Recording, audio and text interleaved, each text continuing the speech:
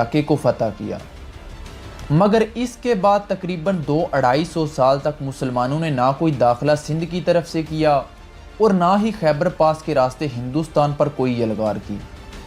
سلطان محمود غزنوی تاریخ میں اس لیے بھی مشہور ہوئے کیونکہ یہ پہلے مسلمان حکمران تھے جنہوں نے خیبر پاس کے راستے ہندوستان پر 17 حملے کیے اور پورے ہندوستان کو آنے والے 1000 سال تک کے لیے کھول کر رکھ دیا۔ مسلمانوں نے جو سلطنتیں ہندوستان میں بنائیں، ان کا آغاز سلطان محمود غزنوی کے ان 17 حملوں سے ہوتا ہے جو انہوں نے ہندوستان پر کیے تھے۔ اگست 1001 میں 10,000 منتخب گھڑ سواروں کی فوج کے ساتھ آپ نے غزنی سے پشاور کی طرف پیش قدمی کی۔ یہاں پر لاہور کا راجہ جے پال 12,000 گھڑ سوار اور 30,000 پیادہ فوج اور 300 ہاتھیوں کے ہمراہ آپ کے مقابلے پر آیا۔ دونوں فوجوں کے درمیان جنگ شروع ہو گئی۔ ہندو بڑی بے باکی کے ساتھ لڑے، لیکن آخر کار وہ سلطان محمود غزنوی کے منظم گھڑ سوار دستوں کے سامنے پسپا ہو گئے اور انہیں شکست فاش کا سامنا کرنا پڑا۔ میدان جنگ میں ان کے 5,000 سپاہی مارے گئے۔ جے پال اور اس کے 15 سرکردہ سرداروں کو سلطان محمود غزنوی نے قیدی بنا لیا۔ اس فتح کے بعد سلطان محمود غزنوی نے بٹھنڈا کی طرف پیش قدمی کی اور اس کے قلعے پر حملہ کر کے اسے بھی فتح کر لیا۔ راجہ جے پال نے سلطان محمود غزنوی کی طرف سے ہونے والی شکست اور شکست کی وجہ سے ذلت محسوس کرتے ہوئے اپنے آپ کو آگ میں جلا لیا اور اس کے نتیجے میں اس کا بیٹا انند پال ہندوستان کا نیا راجہ منتخب ہوا۔ سلطان محمود غزنوی نے 1004 عیسوی میں سیستان میں ایک فوجی مہم سے واپس آنے کے بعد یہ دیکھا کہ ہندوستان سے خراج مکمل طور پر ادا نہیں کیا جا رہا۔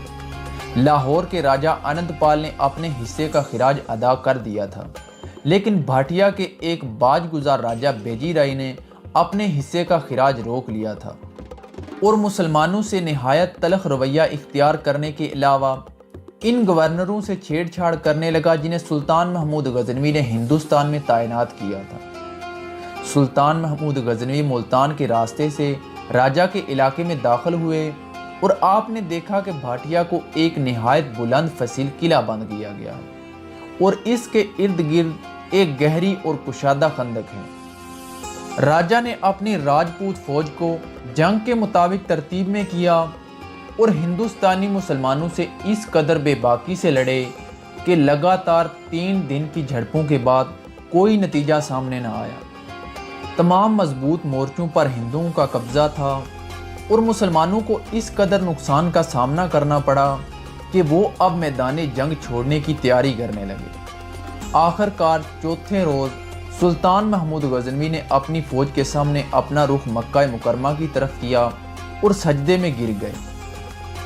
اس کے بعد سلطان محمود غزنوی جب اٹھے اور چلا کر کہا کہ اللہ کے رسول نے آپ کو فتح کی بشارت دے دی ہے۔ اس کے بعد بذات خود آپ نے بڑے حملے کی قیادت کی۔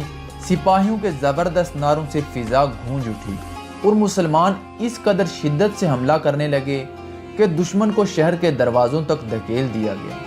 اگلی صبح بھاٹیا کے قلعے کو مکمل طور پر محصور کر لیا گیا اور صرف چند دنوں میں چاروں طرف کی خندقوں کو بھر دیا گیا۔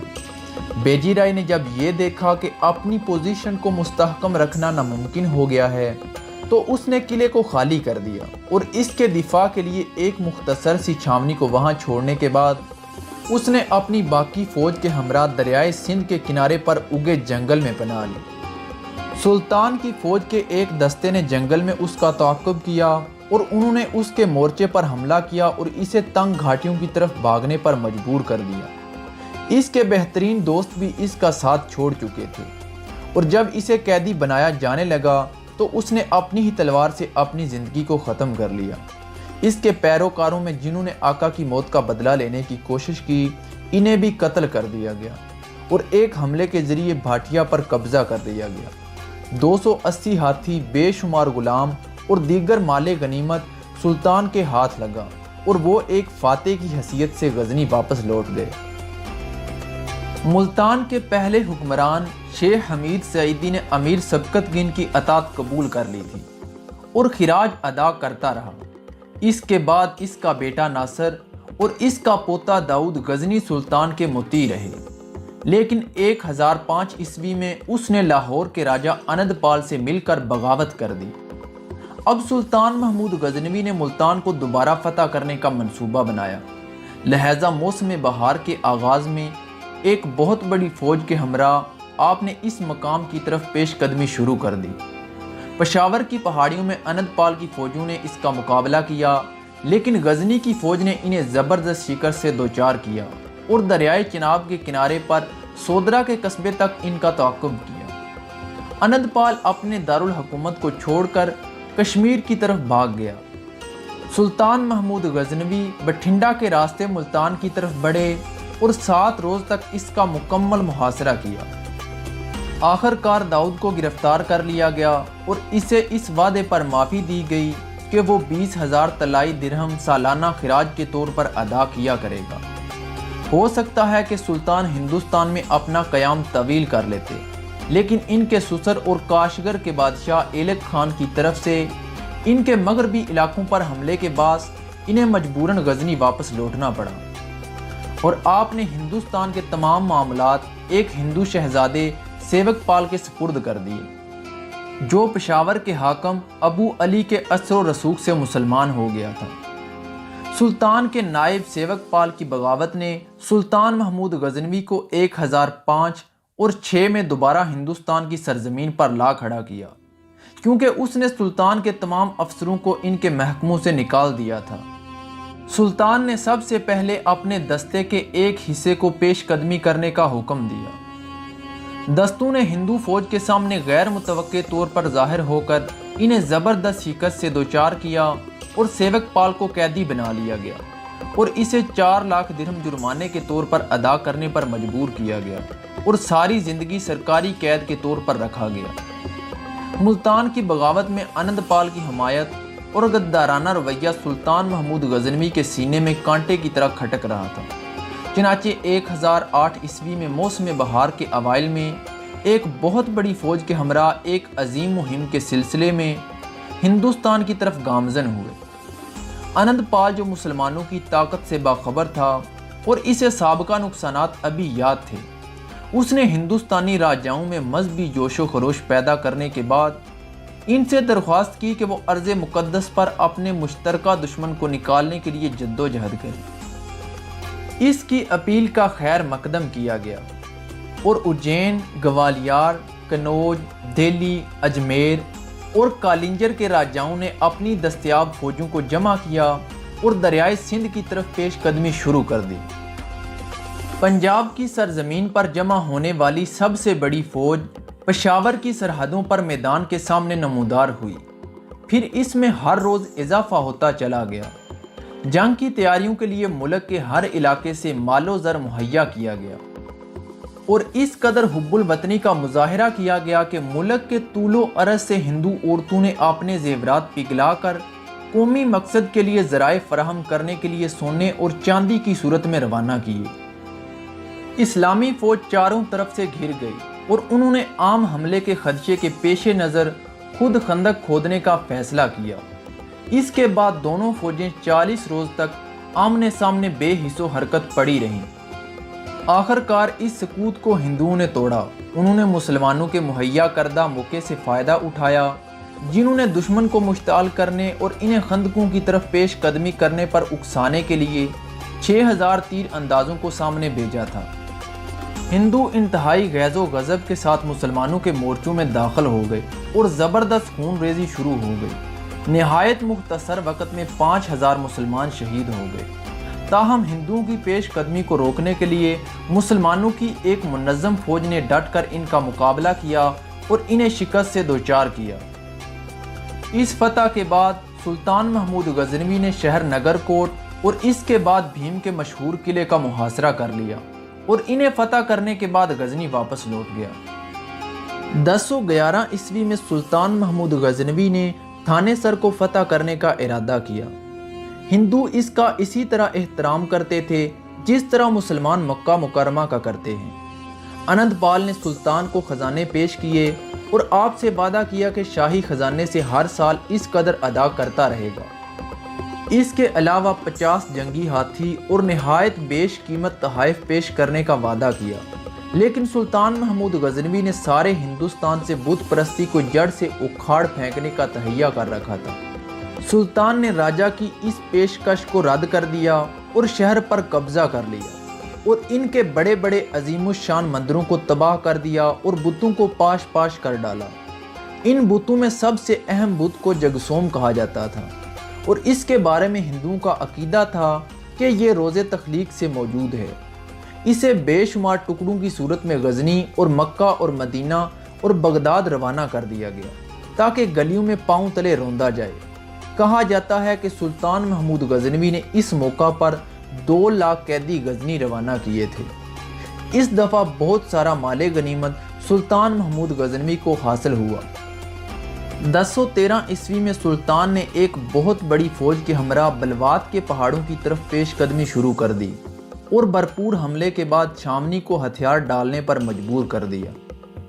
اند پال کے بیٹے اور جانشین جے پال دوم نے جب یہ محسوس کیا کہ وہ سلطان کا مقابلہ کرنے کے قابل نہیں ہے تو اس نے اپنی فوج کے ہمراہ کشمیر کا رخ کیا۔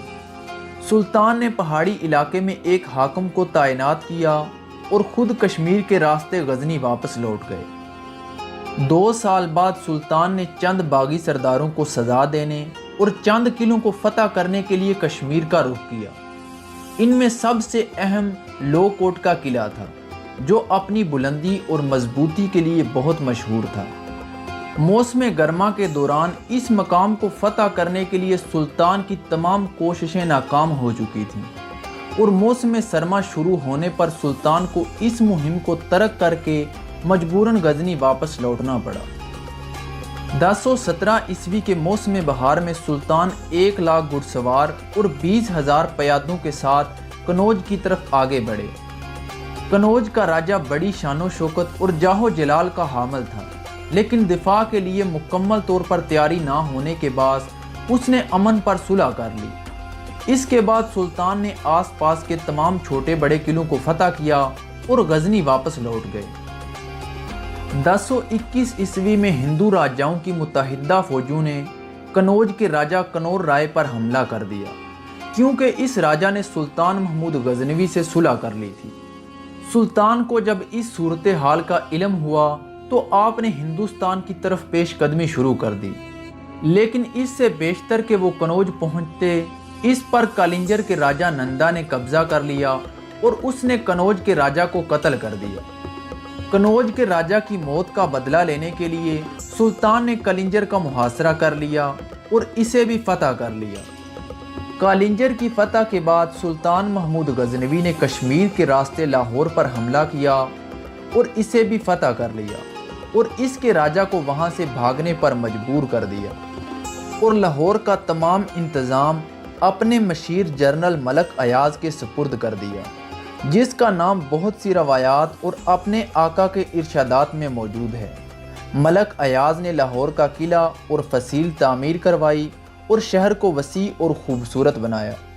سلطان محمود غزنوی کے اس مقبول عام حاکم کے دور میں لاہور علم و فضل کا گہوارہ بن گیا اور غزنی سے لوگ یہاں آ کر آباد ہو گئے۔ تقریباً 2 سال بعد سلطان محمود غزنوی نے کالنجر کے راجہ نندا رائے کو مزہ چکھانے کے لیے دوبارہ ہندوستان کی طرف پیش قدمی شروع کر دی کیونکہ گزشتہ مہم کے دوران وہ سزا سے بچ گیا تھا اور بھاگ گیا تھا۔ سلطان لاہور کے راستے اس کی طرف آگے بڑھے اور گوالیار سے گزرنے کے بعد آپ نے اس قلعے کا محاصرہ کر لیا، لیکن راجہ نے اطاعت قبول کر لی اور اس طرح وہ محفوظ رہا۔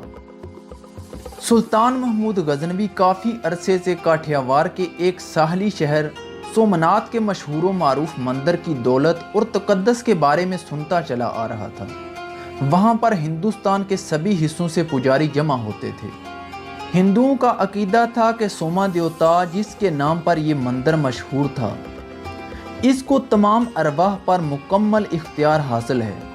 بہرحال بت پرستی کے اس جیسے مراکز کو تباہ کرنے کے لیے ستمبر 1024 عیسوی میں غزنی سے ہندوستان کی طرف سلطان نے پیش قدمی شروع کر دی۔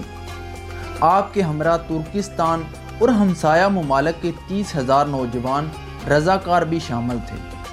انہوں نے اس مندر کو تباہ کرنے کے لیے سلطان کی فوج میں بلا معاوضہ شمولیت اختیار کی تھی۔ ملتان کے صحرا کو عبور کرنے کے بعد وہ اجمیر پہنچے اور راستے کے تمام چھوٹے بڑے قلعوں کو فتح کرتے ہوئے سومنات پہنچ گئے۔ مندر کے قلعے کا راجپوتوں نے بڑی جوانمردی سے دفاع کیا اور مسلسل 3 روز تک مسلمانوں کے حملوں کو عظیم نقصان پہنچا کر پسپا کیا۔ آخر کار سلطان محمود غزنوی اپنے گھوڑے سے کود پڑے اور زمین پر سجدہ ریز ہو گئے کہ اللہ سے مدد کی درخواست کی اور دوبارہ گھوڑے پر سوار ہو کر اپنے جرنیل ابو الحسن کا ہاتھ تھاما اور حوصلہ افزائی کی خاطر اپنی فوج میں جوش و خروش پیدا کرنے کے لیے اس قدر گرم جوشی سے نعرہ لگایا کہ سب ایک طوفان کی صورت میں قلعے پر ٹوٹ پڑے اور 5000 ہندو سپاہیوں کو موت کے گھاٹ اتارنے کے بعد قلعے میں داخل ہو گئے۔ ان میں سے جو فوج بچ گئی وہ اپنی جان بچانے کے لیے کشتیوں پر سوار ہو گئی، لیکن سلطان محمود غزنوی کی فوج نے ان کا تعاقب کیا اور بے شمار کشتیوں کو ڈبو دیا۔